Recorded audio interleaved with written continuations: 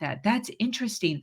When you talk about body awareness, can you Mhm. explain that a little bit more? Because myself included, I don't know if we exactly what does it mean to be aware of our body?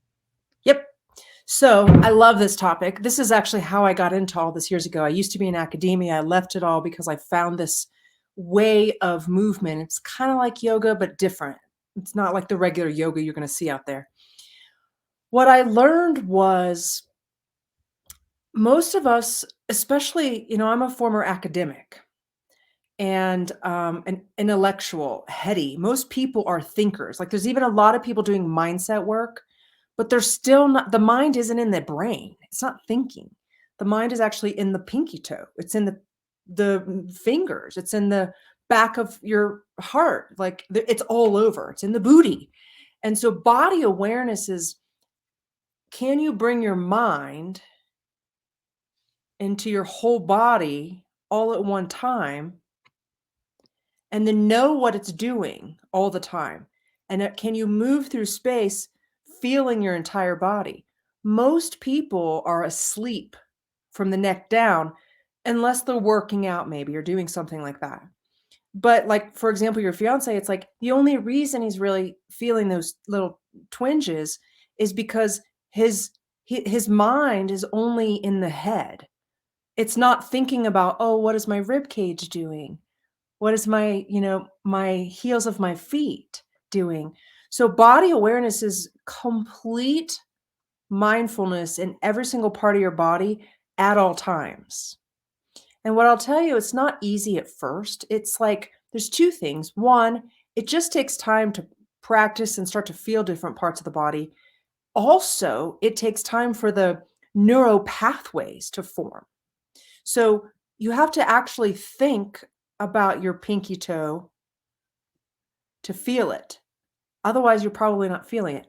But if you practice it over time, their neural pathways will build little electrical links, and then you'll always feel your pinky toe.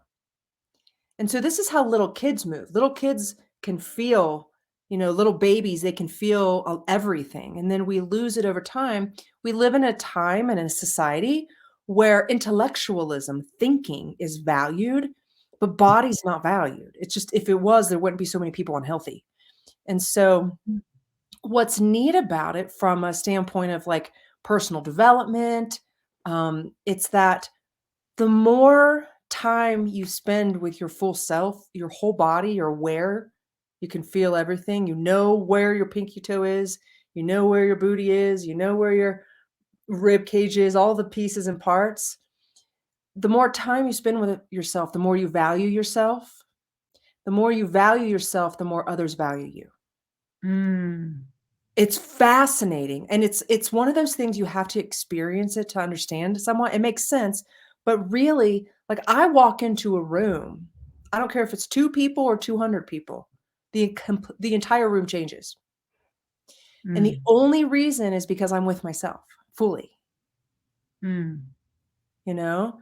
And from a standpoint of manifestation, so I'm sure there's plenty of people who watch your show who understand like or heard of the law of attraction or manifestation, or they want to create something for themselves in their lives.